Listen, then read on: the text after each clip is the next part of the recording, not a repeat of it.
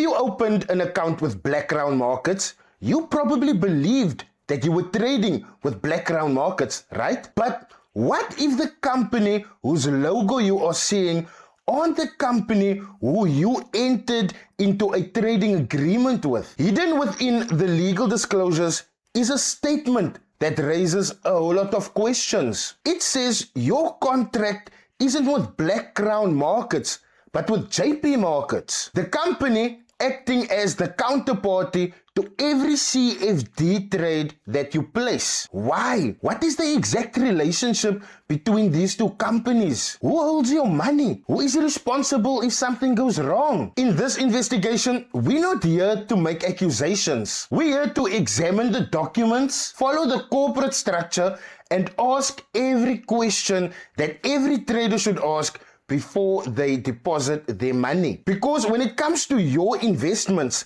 understanding who you are really in business with isn't just important, it could be everything. FBI, open up! So starting right at the top of this website, everything seems legit, everything seems good if you're taking it at surface level, but things really start looking otherwise when you start asking questions and you start pressing things. Like the first thing that I noticed is that this is a link. Blackground scores 4.4 out of 5 based on 67,803 views. 67,803 reviews. Have you maybe heard of this broker?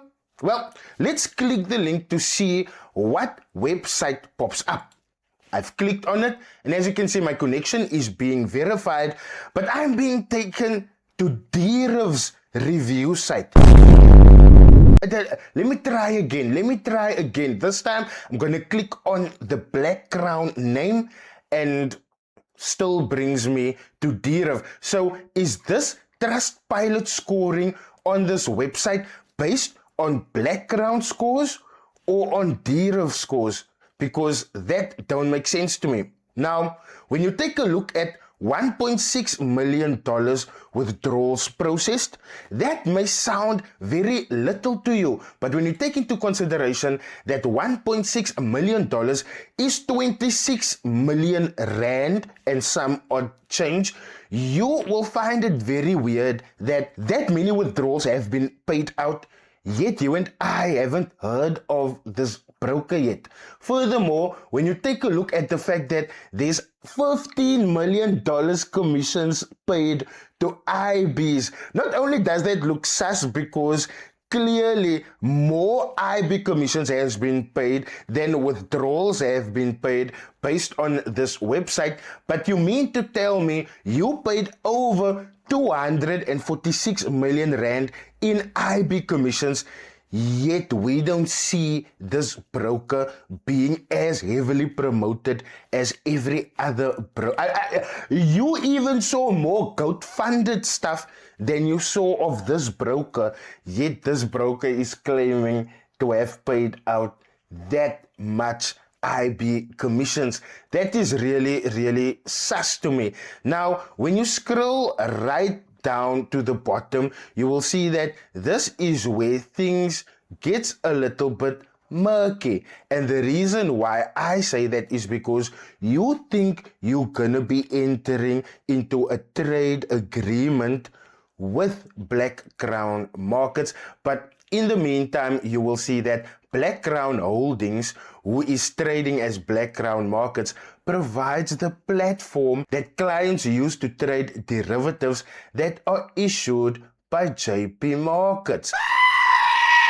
Now, we know for a fact that JP Markets is FSCA regulated, but here you can see Blackground also comes with its own FSCA regulation, 54549. We are going to do our research, our due diligence to see if this checks out. 54549, right? We do the submit thing, and here we see that this license actually belongs to a company called Fintech Safari Investments. Now, that is still alright because that may mean that Blackground Markets is a juristic rep.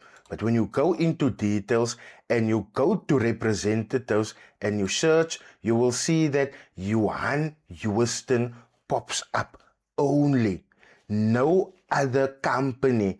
And this is really sus because we know that Rocket X has been giving these kind of services to other brokers, and if we had to pull up Rocket X's details, we go to the representatives bar, we do the search thing, you will see that Vault Markets pops up. So for me, it's a little strange seeing Johan Uyston pop up, but we don't see any Black Crown Markets pop up. Yet, when you take a look at them, you will see that it is listed with this FSP number. So basically, Black Crown Holdings gives you the platform that you trade on. The CFDs that you trade is issued by JP Markets, and JP Markets is also the counterparty to all your CFD trades. Did you know that? I mean, for some of you guys that's even still doubting, that don't take your time to go and read the fine print. You can clearly see it says here, in using the services, you agree to be bound by the client agreement which is entered into and binding between you and JP Markets.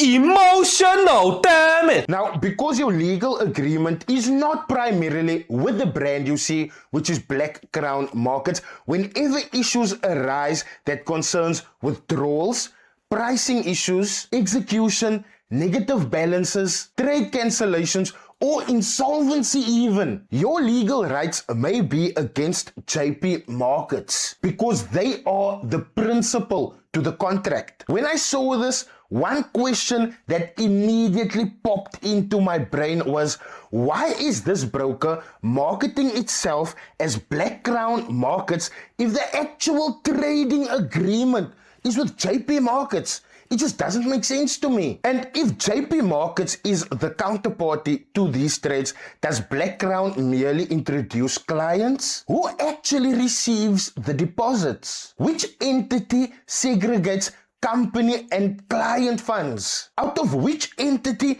do we expect the withdrawals? One thing's for certain, two things for sure. These should be clearly explained, and I don't see the explanations here. Using two FSCA regulated entities really doesn't make sense to me. But if I have to be honest here, there's possibly legitimate reasons for that. One of the reasons could be separating technology from product issuance, licensing agreements, and also operational efficiency. But this also means that consumers need to understand which company is responsible for what.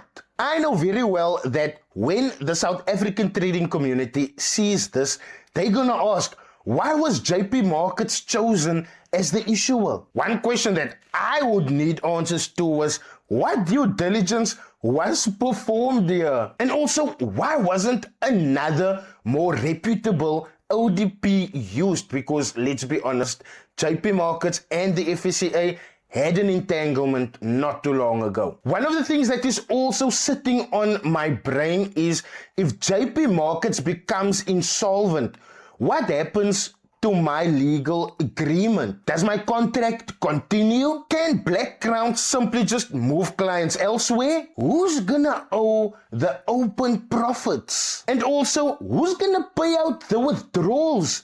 These are really important questions that you guys need to ask. So to wrap this up, I need you guys to understand that the marketing says Black Crown Markets. Meanwhile, the legal agreement says JP Markets. This creates an interesting distinction. Black Crown may effectively function as the platform, the onboarding clients, and the client relationship manager, while JP Markets is the issuer of the CFDs. Customers should understand that distinction.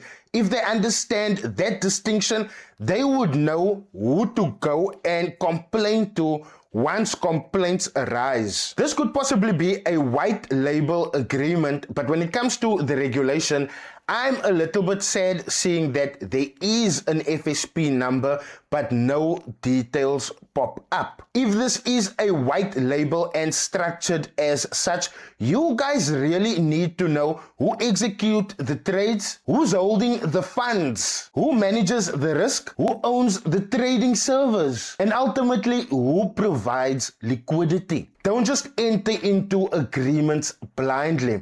I sincerely hope that you guys have learned something here today, and I hope that you guys will apply your due diligence whenever you sign up with whichever company. If you enjoyed today's breakdown, please do smash the like button, leave your comments in the comment section, please do share this, and if you're new here, please do smash that subscribe button. I will see you guys in my next video.